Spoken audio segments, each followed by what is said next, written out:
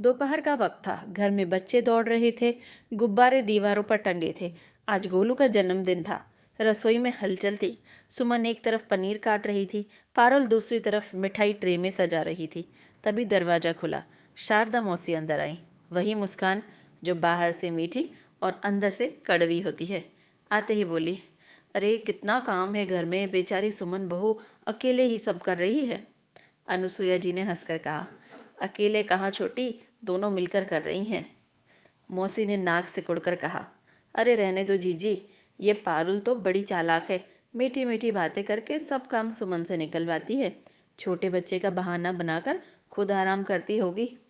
सुमन ने सुना लेकिन जवाब नहीं दिया, क्योंकि उसे आदत थी, बुजुर्ग बोलते हैं, बहुएं चुप रहती हैं। लेकिन आज मौसी रुकने वाली नहीं थी। उन्होंने रसोई में घूम घूम कर हर चीज़ पर उंगली उठाना शुरू कर दिया। अरे ये देखो, हलवा अभी तक नहीं बना है, और ये बलून किसने टेढ़ा टांग दिया है? गोलू को अभी से नए कपड़े क्यों पहना दिए हैं? बच्चा छोटा है, थक जाएगा। और फिर चाय बनती देख अचानक वार किया, देखो तो जरा जीजी, सुमन बहू अकेले कैसे पिस रही है, देवरानी से तो आस ही नहीं है। इस बार सुमन की नज़र ऊपर उठी, थोड़ा गुस्सा, थोड़ा ताज्जुब। अनुसुईया जी ने फिर समझाते हुए कहा, छोटी, पायल का बच्चा छोटा है, दोनों कर लेती हैं, तू परेशान मत हो। मौसी ने ठहाका मारा, अरे जीजी, आप भी कितनी सीधी हैं। ये पारुल बहू बड़ी चंट है। मैं तो कहती हूँ सुमन दूसरा बच्चा भी कर ले अभी, बाद में तो ये पारुल एक कप पानी भी ना दे इसे। ये सुनकर पारुल जो पानी डाल रही थी वो भी ठिठक गई। अब माहौल भारी हो चुका था। बिना बात घर में शक का धुआं फैल चुका था।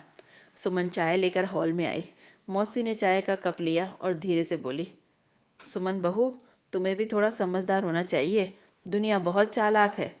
बस अब सुमन ने ट्रे टेबल पर रखी और पहली बार उसने जमीन नहीं देखी, मौसी की आंखों में सीधी आंखें डालकर बात की, मौसी जी, दो बातें साफ कर दो। सुमन की आवाज़ सुनकर पूरा घर चुप हो गया।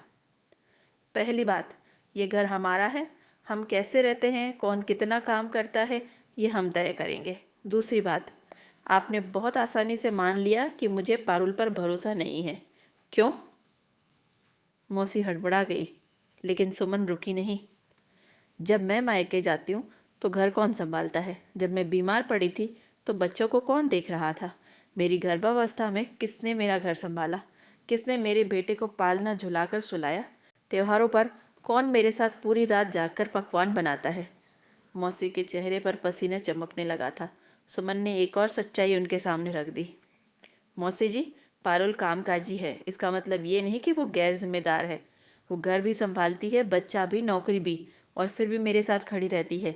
और आज अगर मैं आराम से सब मैनेज कर लेती हूँ तो सिर्फ इसीलिए क्योंकि मुझे पता है कि पारुल है, और उसे भी पता है कि मैं उसके साथ हूँ। पारुल की आंखें भर आई, लेकिन उसने चुपचाप पल्लू से उन्हें पोंछ लिया। अब सुमन का आखिरी वार था।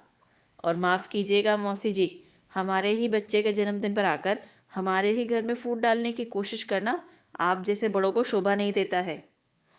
मौसी के हाथ का कप कांप उठा। चाय लगभग छलक गई थी और गला सूख गया था। कप नीचे रख दिया, क्योंकि अब चाय उनके गले से नीचे नहीं उतर रही थी। सुमन ने हाथ जोड़ लिए, अगली बार आए तो दुआ लेकर आए, शक नहीं। दोस्तों, अगर आप भी मानते हैं कि रिश्ते बातों से नहीं साथ से बनते हैं तो इस वीडियो को एक रेड हार्ट ज़रूर दीजिएगा और कमेंट करके बताइएगा, क्या आपके घर में भी है कोई ऐसा इंसान जो कभी कभी ऐसे ताने मारकर रिश्तों में दरारें डालने की कोशिश करता है? और हाँ, सब्सक्राइब करना बिल्कुल नहीं भूलिएगा। धन्यवाद। रुचिका खत्री।